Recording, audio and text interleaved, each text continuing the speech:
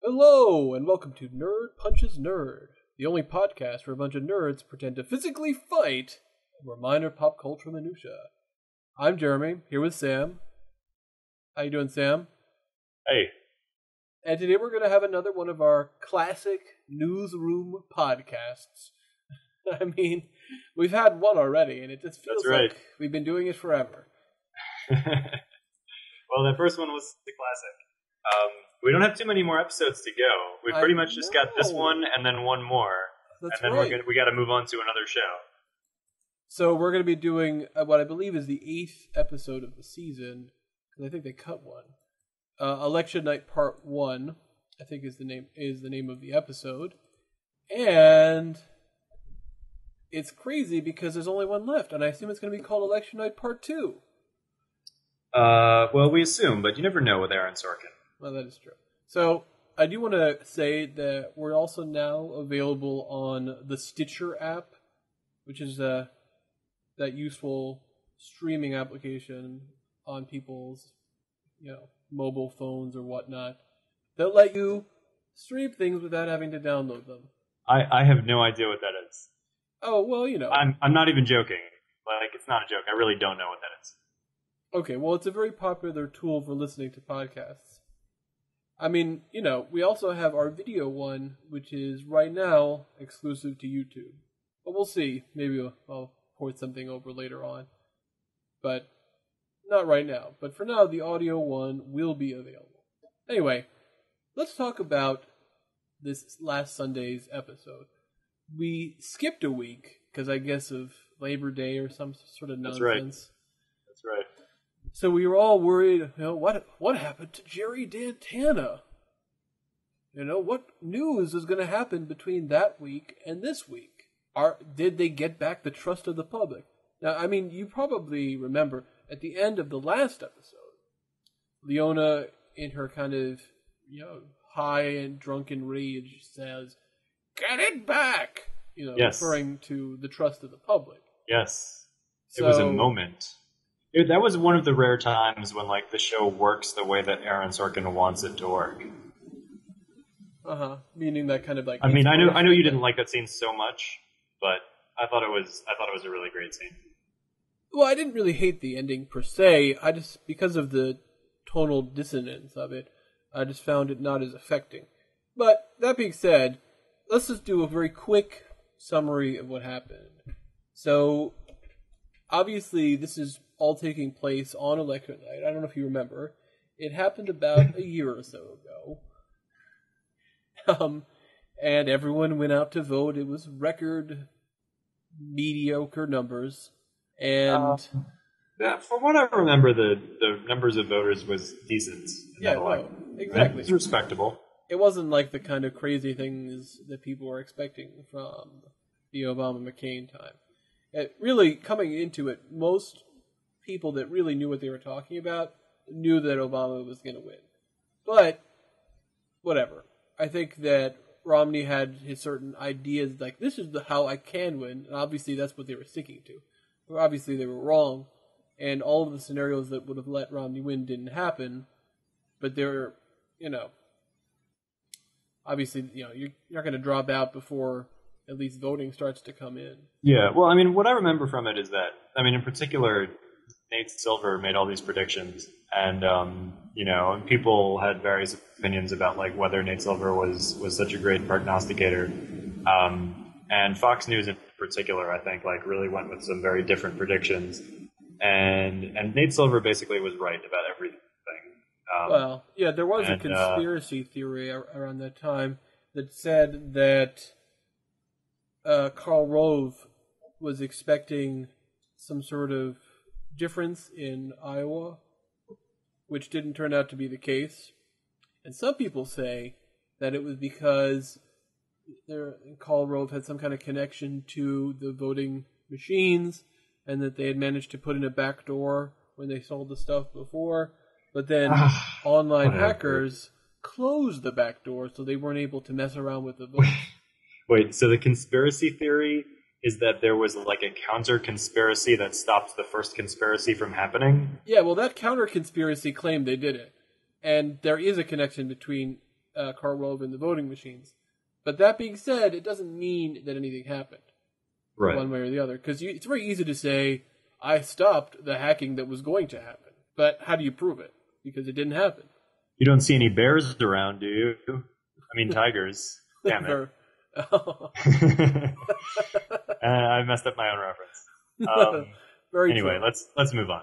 All right, so what happens? Obviously, they're all worried. So even with everything that's happening, there's all sorts of important things to consider. But we know that they're probably going to have a decent election night. I mean, what could possibly happen? I mean, we already know what's going to happen. So how right. could, I mean, like all they really have to do is cover the election, and it wasn't like the most dramatic election particularly. It was a fairly standard election in which the results were more or less predicted beforehand. Right. So it's not like it didn't seem like there would be any particular opportunity for them to win back the trust of the public and et cetera. Right, so the quick bullet points are: right. Leona, the owner, is refusing to accept the resignations. We'll get into that. Yeah, it was Don it is was kind being, of weird. Well, hold on. Let's just right, let's okay. just say what the points are. Don is being sued by Jerry Tantana, and personally. Don is being sued personally, separate from his suit against ACM. Elliot, Taylor, Sloan, and Will are the main people on the board. They're the news night types that are going to be running everything. And Jim makes some kind of stupid mistake. Sloan is worried about some book she didn't sign. Mac is, what is it? What's the word to say? Like she's... Aaron Sorkin hates the internet. That's all you need to know. Well, there is a little bit of that too, but she's also disintegrating from within. And, she goes crazy, and then eventually Will says, "You're fired." So, the other thing, of course, is that this idea about General Petraeus comes out. That it's a story that, of course, it did happen. And it wasn't public. Remember when that story came out, though. I don't remember it being exactly the same time as the election. It was after the election. There was actually some... I know you're not gonna like this, but there were some conspiracy theories about the timing of the Petraeus affair that it was intentionally delayed so that Obama would win. Because if it came out before that, I don't know. I mean, I'm sure Obama still would have won, so I don't think that really would have made a difference. Well, Petraeus wasn't the one running, so I don't think it would have made much of a difference. I think it did screw up his chances to run ever. But that's sort of a different thing. And, obviously the late night comedy shows had plenty of material for at least 3 weeks, and then people forgot about it. But... Yeah, it's funny because that story, thinking back on it, it doesn't seem like it was that big a deal. Well, he resigned. It was that was the end of it. Yeah. There wasn't anything else going on other than a whole bunch of nonsense, and then that was it.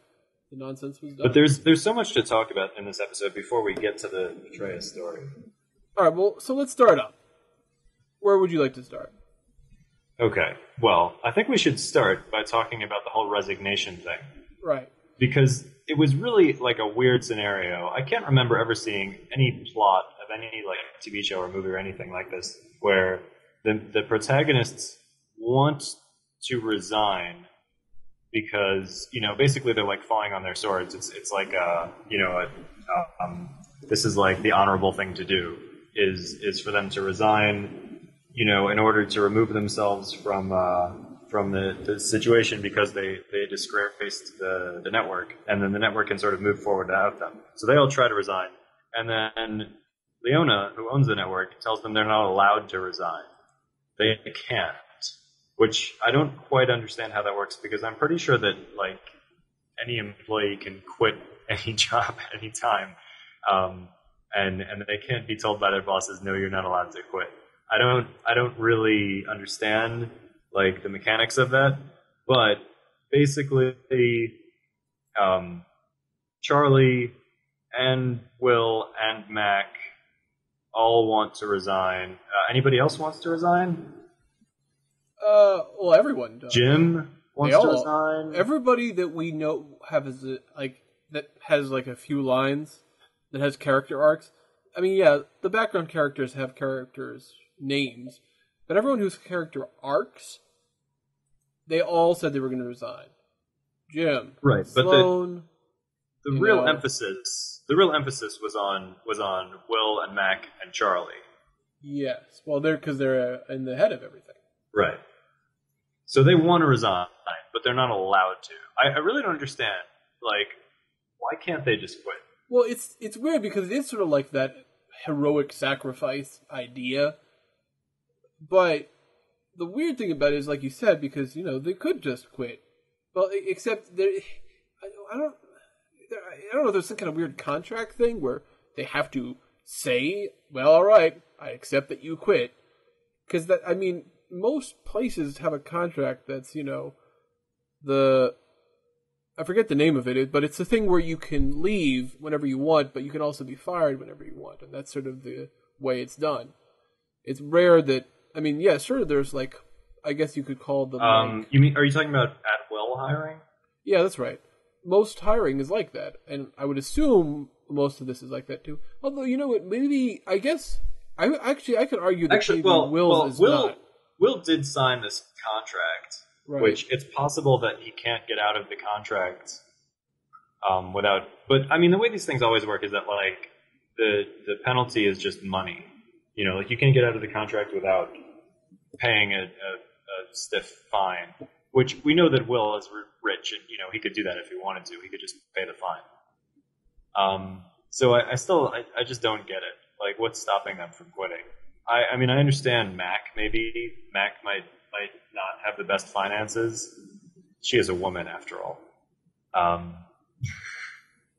And I say that. Wow. I say that ironically. I don't actually think that women are bad with money. I think that Sorkin is a huge sexist, and it would just make sense. And I think they actually referenced on the show that Mac is like not in the best financial situation, although she has enough money to buy lots of expensive shoes, apparently. Well, it's interesting. Well, considering the lampshading idea, there was a lampshading when, I forget, if it might have been Reese, but I forget. Someone saying something like, or maybe it was Will saying, like, I can't believe the woman who's been trying to get us fired is refusing to accept her resignations. And it's like, that's a good point. It feels like this is the perfect opportunity to get rid of the people you don't want. But suddenly it's like, oh, I'm proud of you. But why did you like try really to weird. Them? That was a weird. You could almost call it like a Deus Ex Machina. Like, it just makes sense for Leona to say, yeah, okay, I'll fire them.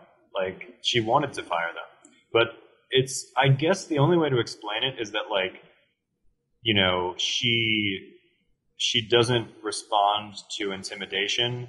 So once somebody from the outside tries to make her do something, then she's just sort of like, oppositional, and she just refuses to do whatever, she refuses to be manipulated. So if somebody, like, she wants to fire them, fine. But if somebody else wants her to fire them, no, she's not going to fire them for somebody else. She's going to fire them for herself. That does make sense. But they never said that. What did she say? She says, right. No, because it's not honorable. Like, what? Yeah. What do you mean it's not honorable? That's like such a stupid excuse. The truth is, the explanation you said is actually something I thought of.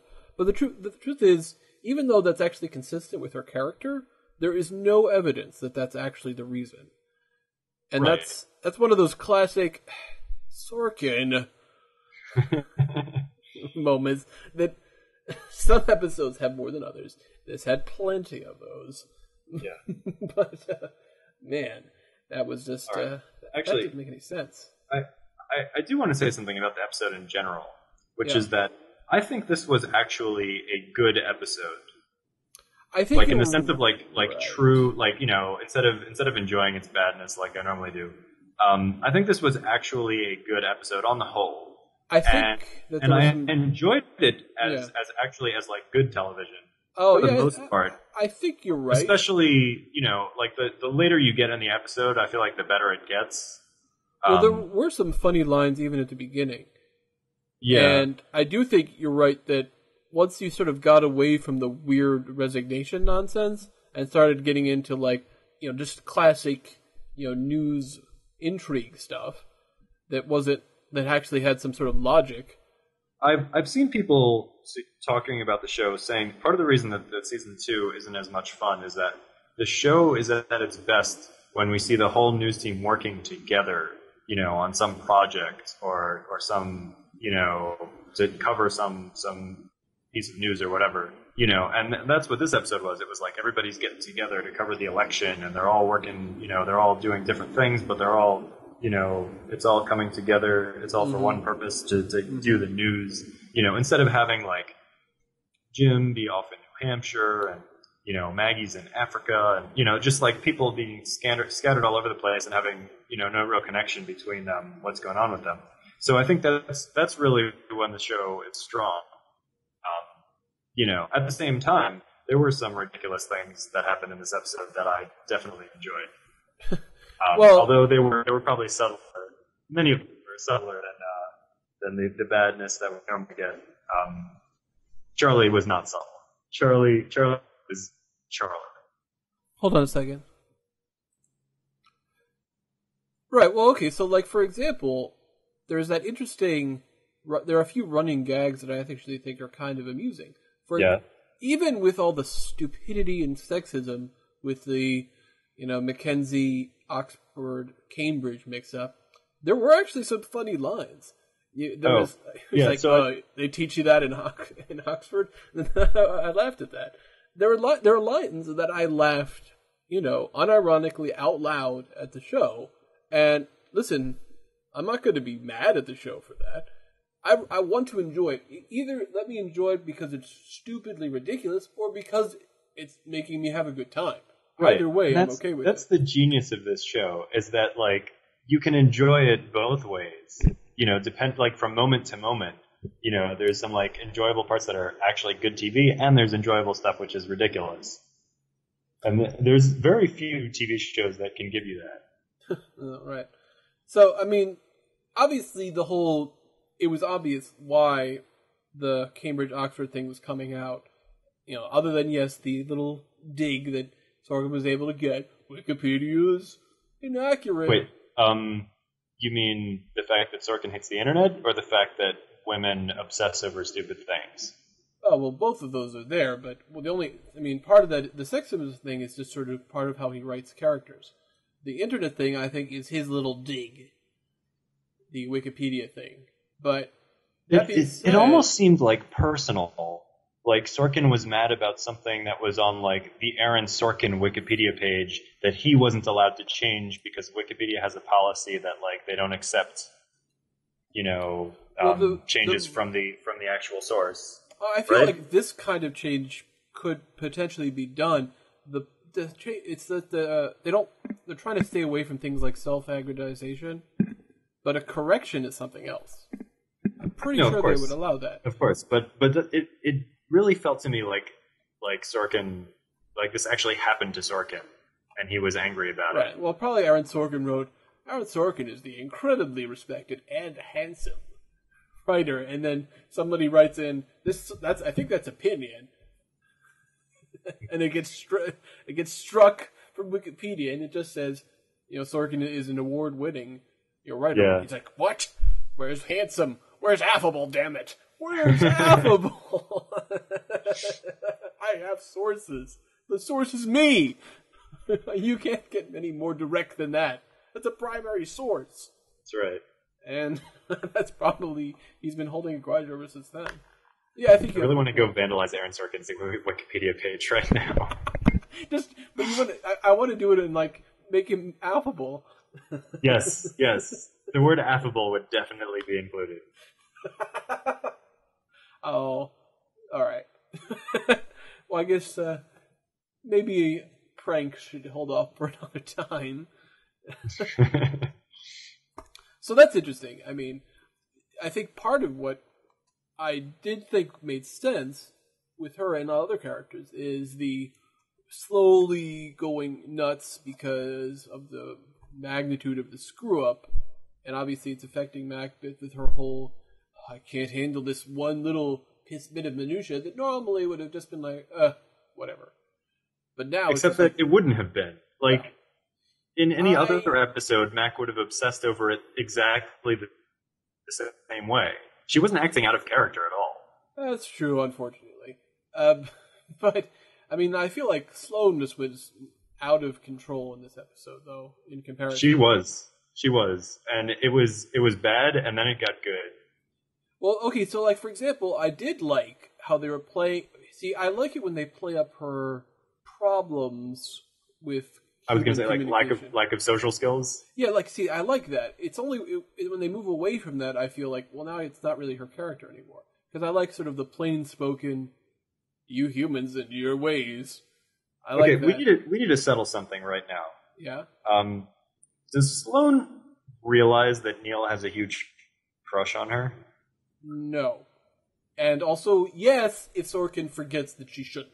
So she's just oblivious to it because she has bad social skills, and she just thinks that like but she does think that he's her lapdog anyway. Oh, sure. Well, that is still true. I mean, she does outrank him. But not because he has a crush on her, just because, like, he's her lapdog. Yeah, and he's just he's the blogger, and she's the one with 6 PhDs. Right. I mean, even from that perspective, it's like, come on, Neal, really? So, because it really doesn't reflect well on her the way that she just like takes advantage of it. Because this is not the first episode that this has happened. No, I feel like it's been several times. Neal has been kind of a jerk in other ways. In those other episodes. Like, would you mind if I said you were ugly on the internet? Yeah, but again, that's because he has a crush on her. Right, well, I suppose there's a little truth to that, but, her going nuts with this stuff, I felt... Well, so like I was saying, like in the beginning with the whole thing with Taylor, which I want to get into that more too, the Romney former press secretary, and I actually feel like that's one personal connection that actually made sense that they utilized. Yes. Yes, that made sense. And we actually met this person first. Yeah, she's an established character. We know that she's available. We know that she's an expert in this area. She has relationships already to other people. She has like a history with Jim that's not entirely bad or good. It's kind of interesting. It's like complicated, which makes everything else more interesting because you can build off that. It's like, come on. I know you're capable of this, Sorkin. Just do that with more stuff, as opposed to the thing that Don had, where he just called up that random guy that has never been referenced ever before and will never be referenced ever again. And it's just the random guy he knows, which is just pointless. It's like it's the classic, I don't know what the name of this trope is, but it's the call for information trope. Did you like how Aaron Sorkin got to have his cake and eat it too?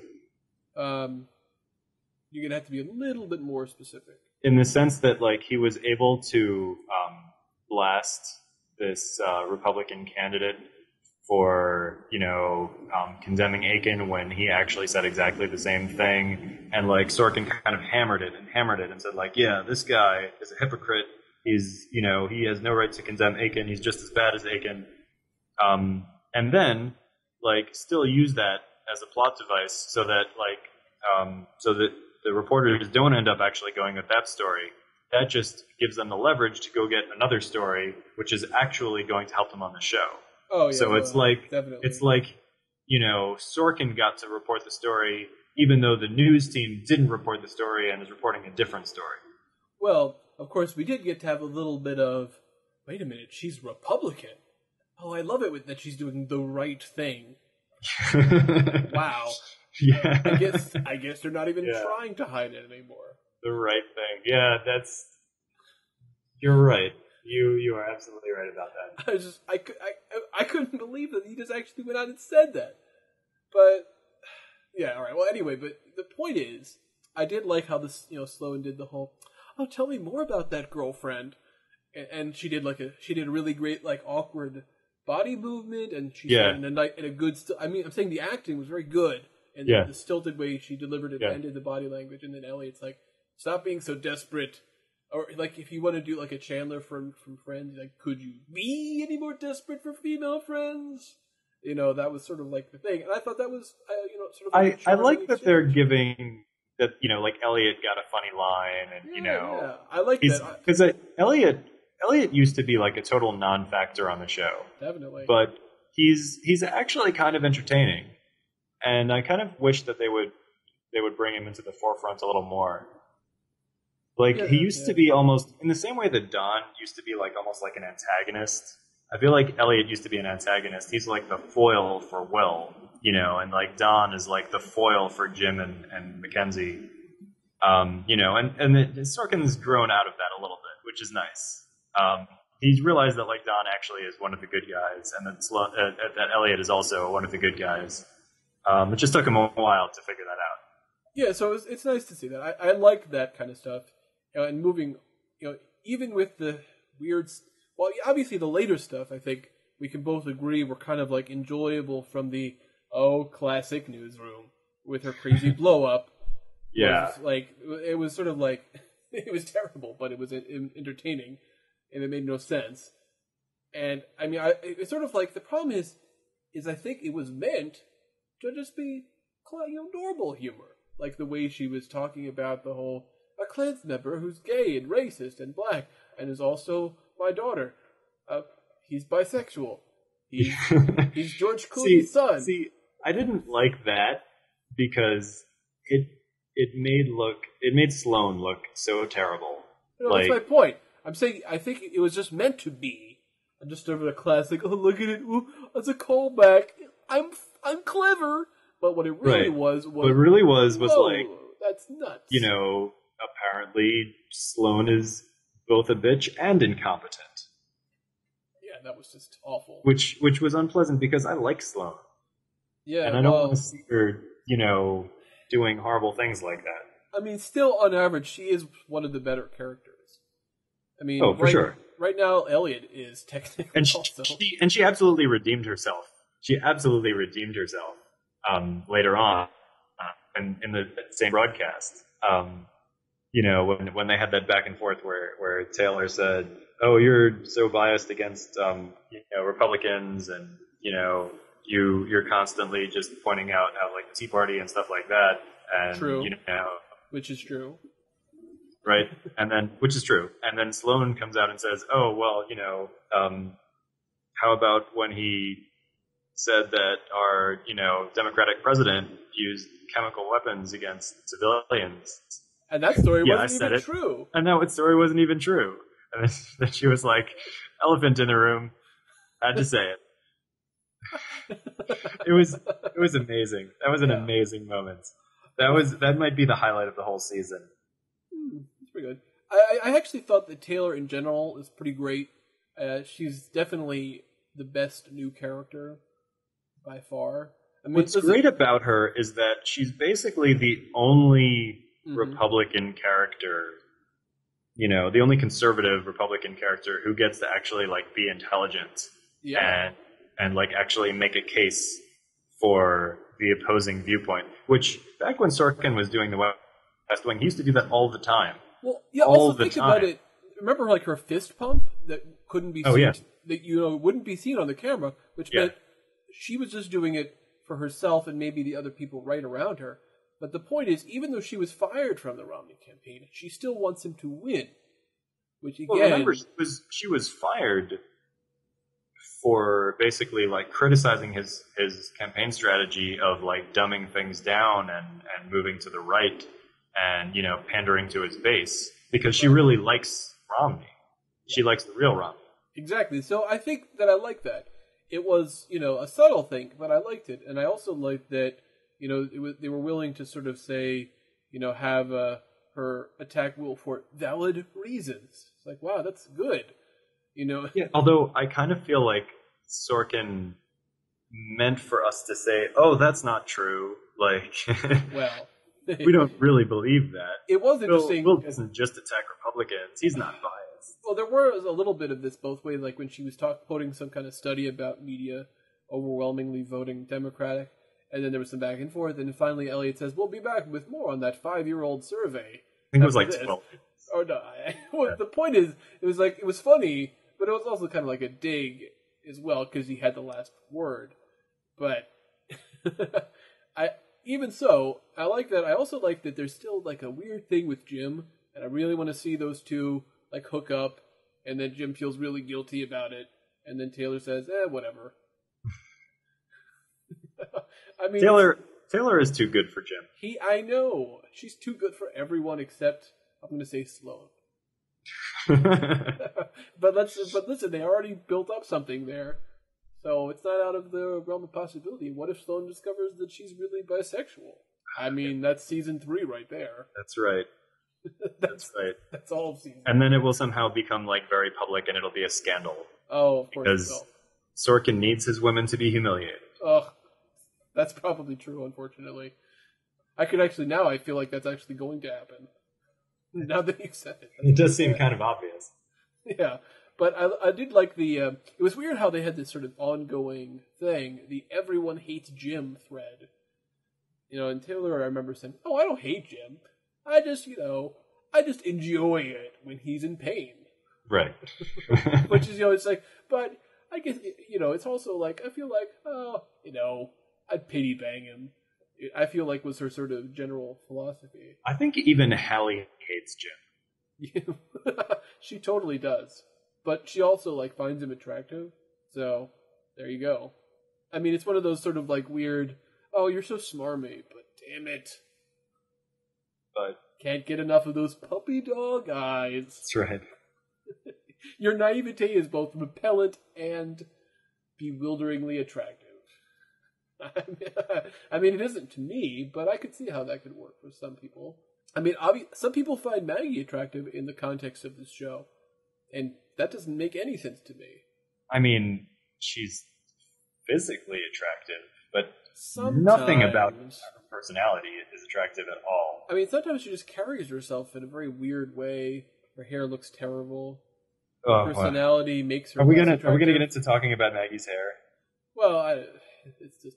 It still hasn't really been explained. That was a topic on the episode, so maybe we should talk about it. Well, Hallie seems to think it's well, I mean, I feel like it was logical how she reacted. What she said was something like, "Oh, Maggie, I love your hair," which, when I heard that, I thought, she's lying. And then, of course, when she says to Jim, "What happened to her hair?" Or, No, but then she told Jim, she was like, "Jim, you should ask her about her hair." Right. Which means that hair is messed up. She was just being like the classic kind of, oh, I love that, polite. Which, of course, she was lying because it looks terrible. So I feel like, in an objective sense, Jim should not ask Maggie about her hair. Yeah. That was an incorrect thing to say. No, but Hallie, I think this was to stir things up.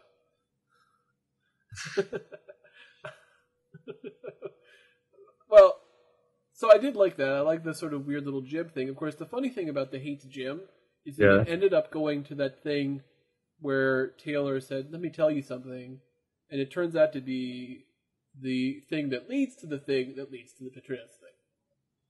So it is interesting how everybody hating Jim leads to the breaking of the story. Kind of interesting little thing. It's sort of like how in the Star Wars prequels, and I know this is getting a little nerdy.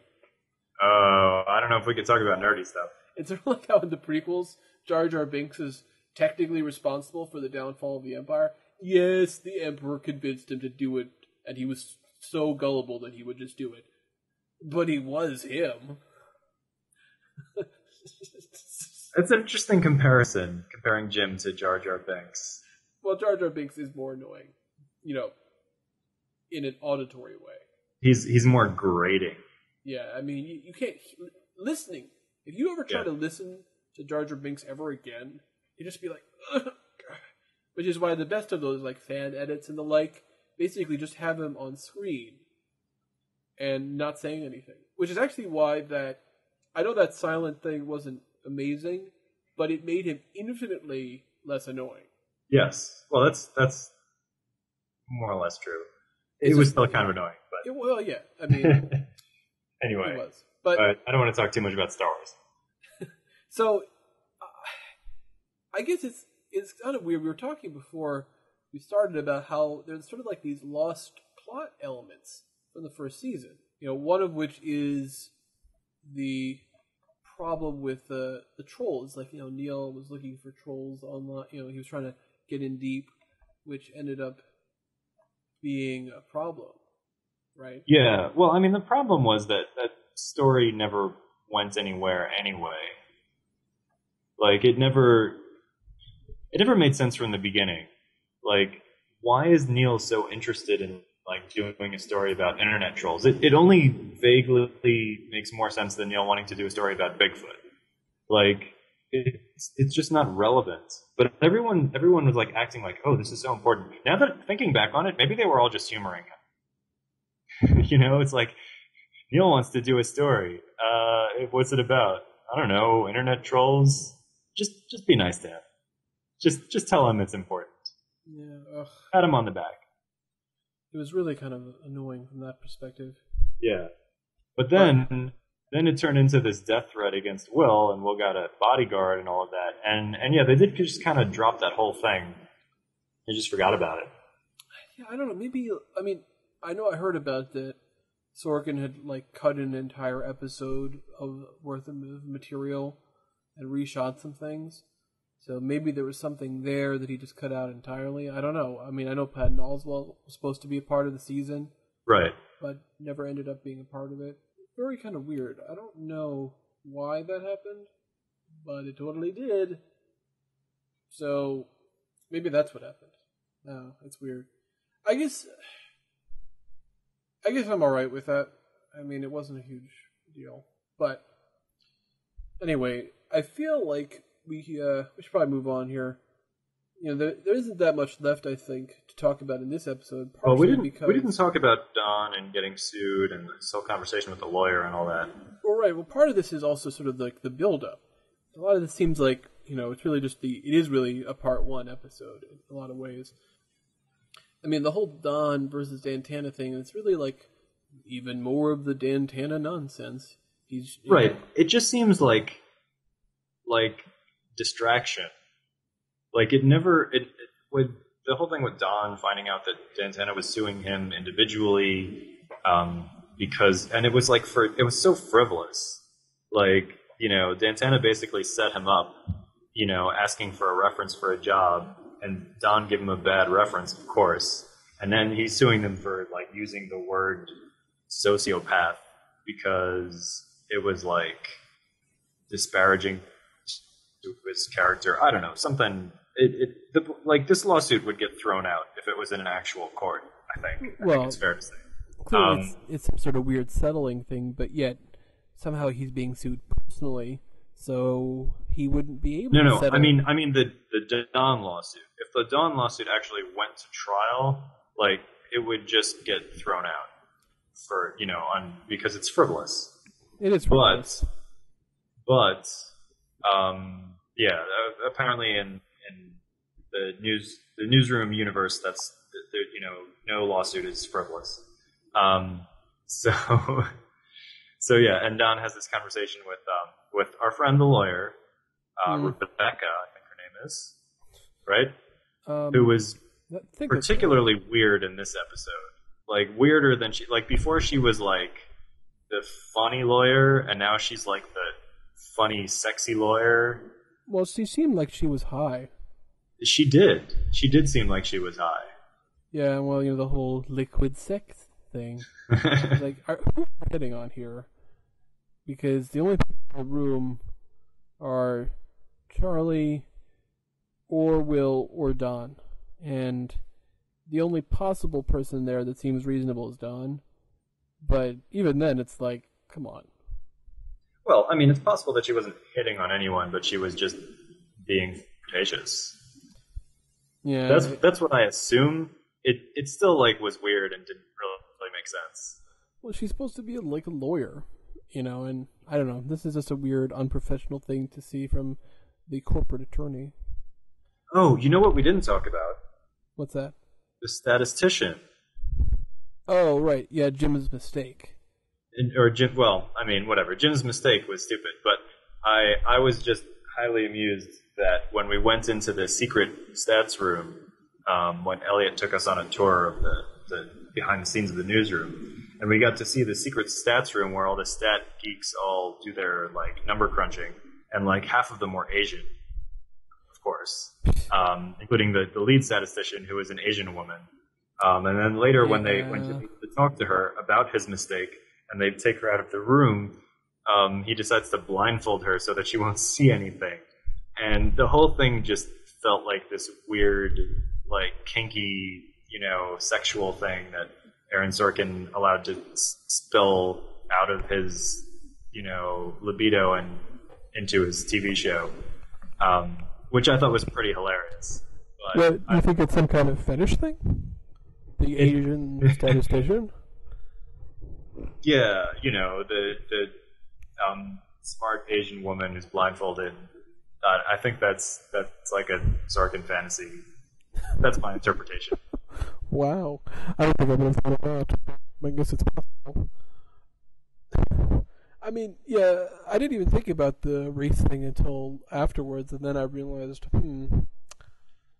how many... Well, I mean, it's interesting because the truth is, there is a decent level of diversity on the show. But that being said, it's not like Sorkin hasn't succumbed to his racism at times. I mean, you say there's a decent level of diversity. It's really token diversity, except for Neal. I mean, Gary is like barely even a character on the show. True. And there's this black woman who's even less of a character than Gary is. Yeah, exactly. So like the only person of color who's like a main cast member on the show is Neal. Well, you could count Sloan. Yeah, I guess you could count Sloan. That's true, actually. But other than that, especially after the bodyguard's no longer on the show. Yeah. Yeah, it's sort of like how, I know this is going to get sort of nerdy in a different way. But it's problematic. I mean, like... Well, okay, so I was just going to say... On the one hand, like, everyone on the show is smart, so, like, True. It's a little unfair to say, like, oh, the smart woman is Asian and, like, the smart computer guy is Indian. But, like, it is true that, like, the computer guy is Indian and the economics woman, right? The statistician or the economics woman is Japanese. Like it doesn't go out of its way to avoid stereotypes. You can put it like that. No, it certainly does not. So I think it's kind of frustrating. I think you're right in that sense. But that being said, so I know you don't really watch Saturday Night Live, but there was a pretty funny commercial from about a year ago, closer to the election, which was, it's like, we have a lot of questions about the election, and one Asian guy just showed up randomly, and everyone, and like the audience, you could tell was like weirdly surprised because there's never been an Asian male on the show, and I think that's I think there's definitely something like that going on here.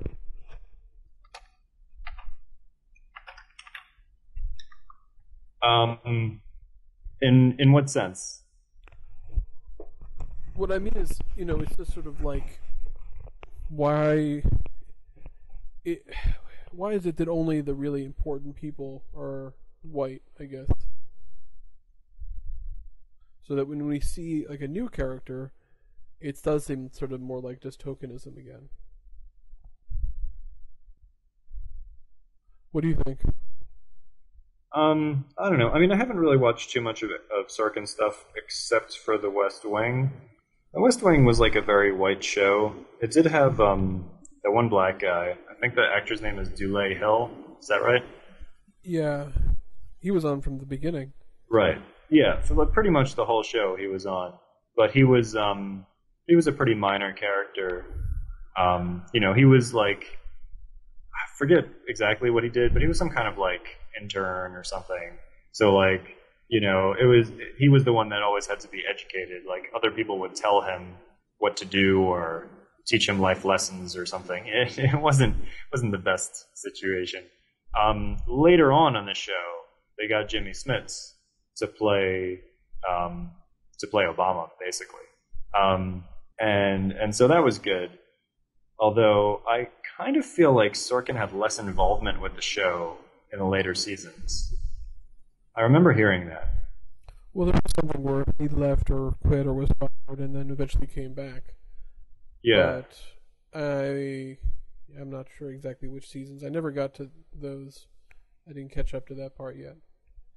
But yeah, anyway. No, but they did have Jimmy Smits, on the show as like a major character in the later seasons.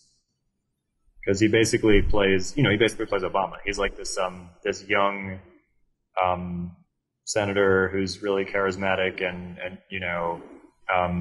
Bradley Whitford decides to make him the next president, when Bartlett's term is going to expire. And so like the show really takes the focus off of Bartlett and focus it on Jimmy Smits, who's, I forget what the character's name is on the show, Santos or something like that, in his campaign.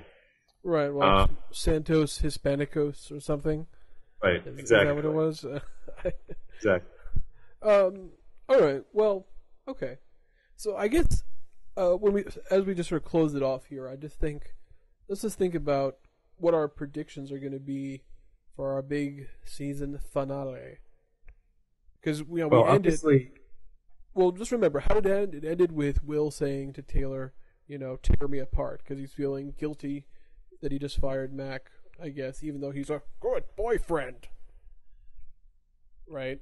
Well, but that was also him saying, like, rip me apart on being biased, against Republicans because I'm about to take down a Democrat. Yeah, because of the Petraeus thing. Right. Okay, now, so here's my predictions. Obviously, like, the Petraeus story is somehow going to be like this huge breaking story that's going to like earn the trust back, and everyone will decide not to resign, and Will, of course, is not going to fire Mac because, like, we know that like Mac is not actually going to be fired. That's ridiculous. Right, that does seem to be the predictable stuff. Right, that's predictable. I also think that there's going to be some kind of romantic thing between Will and Mac. Like when Mac was in Will's office and she said, say the thing that you want to say to me, which Will thought was like for him to fire her. Like, I thought what she actually meant was like, tell me that you love me. Mm-hmm. Mm-hmm. And I didn't pick up on that. It's gonna get to that. It's gonna, like, because you remember the season finale in season 1, they had this like romantic moment between Will and Mac. Like, that's inevitable. It's gonna happen. Right. So those are my predictable predictions. In terms of unpredictable predictions, I think that Charlie is going to kiss Jane Fonda. Oh, well, that's interesting. Well, what I really want to think about is what's going to happen with our old buddy Jared Dantanowitz. I mean, I've already forgotten Jerry Dantana. Is anything going to happen? Why was he important again? Like, so, I really don't care what happens to him in the season finale. I mean, it could be that it turns out he was the one behind all Will's death threats. He was the guy. How's that as a twist for you? That's going to. That would be like an M. Night Shyamalan twist. I know, but we haven't. That was the cliffhanger from season 1, which has not been addressed at all. I'm pretty sure that Jerry Dantana is not the guy who made a death threat against Will. I think I can safely say that that's not going to happen. All right, perhaps you're right. Perhaps you're not. Who can say? Well, all right. I guess all the predictions you said seem pretty normal. I get a feeling that there's going to be another inspirational speech, like, when Charlie Skinner gets up there and he says, "American elections are the envy of the world." Yes. Look at the UK. They think that they're better than us, but they're wrong. And France, They think the same thing, but they're also wrong. Poland, though? Poland realizes that they're just crap. So they're having pizza parties with Hungary. It was like, talk about cherry picking. Yeah, sure. Compared to non-democracies, or people who are just trying to copy us. Like South Korea. You know what? I thought that speech was okay. It was okay. But It was a pretty good speech. You got to give it to Charlie. When he's on, he can make a pretty good speech. Well, it wasn't Will giving an inspirational speech. That's how, we know it can't be that good. That's my other prediction. You think Will's going to have the inspirational speech in the final episode? It's going to somehow force Obama to win using the magic of Will's oratorical skills. But what's going to happen with Sloan and that book that she didn't sign? Oh, right. It's going to turn out. Will Neal find out who got the book? It's going to turn out? It's going to turn out to be Jimmy Wales, the owner of Wikipedia. It's all going to tie together. That's right. And it's like, wait, just on the phone, it's just going to be a guy's voice. It won't be the real guy, I assume. It's like, hello, this is Jimmy Wales. Jimmy? The CEO of Wikipedia? That's right. You bought Sloan's book? Sure. I buy a lot of crap. Hey, do you think you could correct Mac's page? Sorry, I don't think so. And then, that's when Mac throws Neal out a window. Or maybe it doesn't happen. I mean, sometimes there's wishful thinking. I mean, obviously what I want to happen is that, Taylor sleeps with somebody. Just because, come on, we need some sort of romantic tension. Or at least she has to make out with somebody. But who could she make out with that would hurt Jim the most? Jeez, that is a good question. Maggie. It's got to be Maggie. That's an interesting idea.